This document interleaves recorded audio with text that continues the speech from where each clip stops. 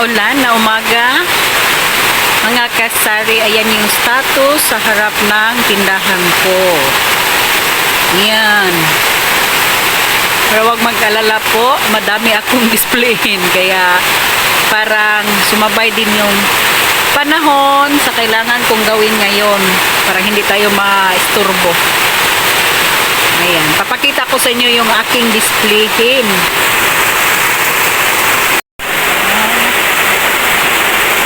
So ito yung may mga butas na binubutasan ko yan para isabit doon.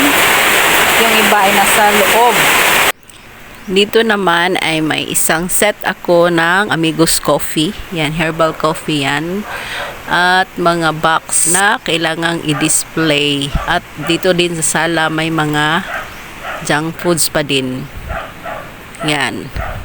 Kailangan pa yung butasan para ma-display. So, balik tayo sa ating munting tindahan. Ayan. Paano lang yan?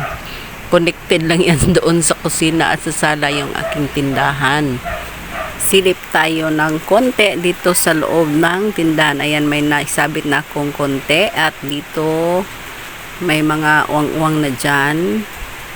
So, marirefill din yan pagkatapos. Kasi doon, nandyan yan sa mga box sa loob. Pati mga garapon, wala na halos laman. At update dito sa labas, ayan, basang-basa sa ulan. Kaya habang umuulan ay atin ang gagawin yung mga dapat gawin. Status check muna tayo. Ayan. Yung mga konting display. At atin ang isasabit yung mga nabutasan natin. And ayan na siya.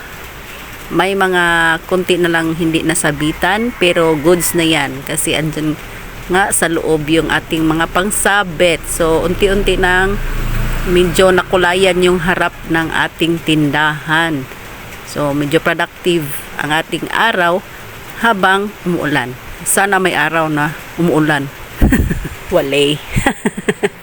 Mandaganda na tingnan ang ating harap. Iba talaga pag puno yung harap, 'di ba? Kasi yan yung nagdadala ng akit sa mga customers, yung puno.